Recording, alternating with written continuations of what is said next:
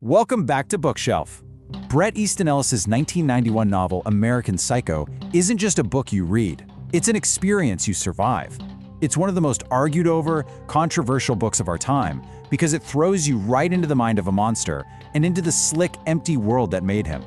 So today, we're going to peel back the layers on this dark and unforgettable satire. Right from the jump, the novel gives you a warning, not just a description. That line, of course, is a direct shout-out to Dante's Inferno, and it's scrawled on a bank in 1980s New York. Ellis is basically telling us from the very first sentence, get ready. We're about to go down into a special kind of hell, a hell made of money, designer labels, and a complete and utter moral vacuum. So, how are we going to tackle this? No, we're not just doing a plot summary. Nope, we're going to really dissect the man at the center of it all, Patrick Bateman, by looking at 5 key ideas: his perfectly polished surface, the status-obsessed world he lives in, the big question of whether he's even telling the truth, his one big confession, and finally, the book's ice-cold conclusion.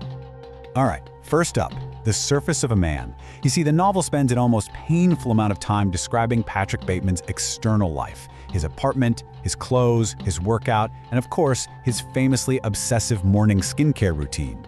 And this right here just perfectly sums up the whole tension of the book, doesn't it? On one side, you have this insane list of high-end luxury products. He's literally building himself out of brands, hoping that if the outside is perfect, a person will magically appear. But on the other side, we hear his inner voice, the truth he knows about himself. While his fiancée calls him the boy next door, he's quietly thinking, no, I'm not. I'm a fucking evil psychopath. The surface has to be everything, because he knows that underneath it all, there's just nothing. A terrifying, empty void. But here's the thing, Bateman's obsession with surfaces didn't just come out of nowhere. He is a pure product of his world, the super materialistic, greed is good culture of 1980s Wall Street. In this world, who you are means nothing. It's all about what you own and what you wear. Seriously, reading this book sometimes feels like you're just flipping through a high-end fashion catalog. Characters aren't described by their personalities or feelings, but by a laundry list of the designer brands they're wearing, the gadgets they own, and the trendy restaurants they can get a table at. The people in this world aren't really people. They're walking billboards for a very specific, very expensive lifestyle. And check this out, this quote just nails it. This is how we meet people in the book. It's not, here's Timothy Price, he's a complex guy. No, it's, here's a list of logos wearing a man. The suit is more important than the person inside it.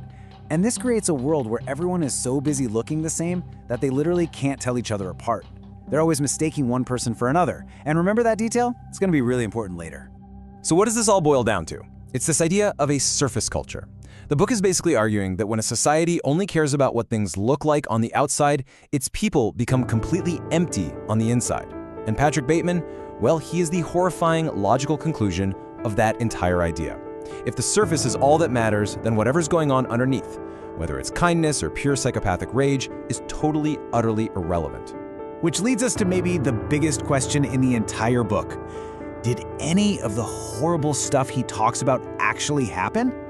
All throughout the story, Ellis leaves these little breadcrumbs, these clues that suggest maybe, just maybe, this is all just a fantasy playing out inside a totally broken mind. Okay, so let's look at the evidence, right? For one, nobody knows who anyone is. They constantly mistake Bateman for some other guy named Marcus, and they get each other's names wrong all the time. It suggests they're all just interchangeable clones. Even better, Bateman literally confesses to being a killer, and people just ignore him. He leaves this long, detailed confession for his lawyer, and the guy just thinks it's a hilarious joke. He even says he just had lunch with Paul Owen, a man Bateman is certain he brutally murdered. And then you have the really weird stuff, like an ATM that flashes the words, "Feed me a stray cat." These moments just completely shatter reality. So we're left with this huge question. Is any of it real? The book never gives you a straight answer. And you know, maybe that's the whole horrifying point. In a world this shallow, this obsessed with surfaces, where nobody's actually paying attention, what's the difference between doing something monstrous and just fantasizing about it? The rot inside is exactly the same. And that leads us to the absolute core of Patrick Bateman, to what the book itself calls an anatomy of an absence. You see, the real horror of American Psycho isn't the violence. It's the chilling confession Bateman makes to himself about the fact that he doesn't really exist.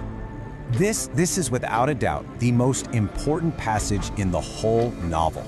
Bateman himself recognizes that he's a total fake. He's just a collection of brands, hobbies, and opinions he's copied from magazines and TV shows. There's no real, authentic person underneath it all. He's a ghost living his own life. That's the source of his rage. It's not evil, it's a void. He simply is not there. And you'd think maybe this incredible moment of self-awareness would change something, right? Nope. It gives him zero relief, zero catharsis. He understands that he's empty, and the only thing he can think to do with all that constant, sharp pain is to give it to other people. He wants everyone else to hurt too. There's no redemption here, no path forward, just a desire for everyone to share in his misery. And that brings us to the book's absolutely devastating ending, or, well, lack of one. See, unlike most stories, American Psycho doesn't give you any resolution. It doesn't offer a moral, and it gives absolutely no way out, not for Bateman and not for us.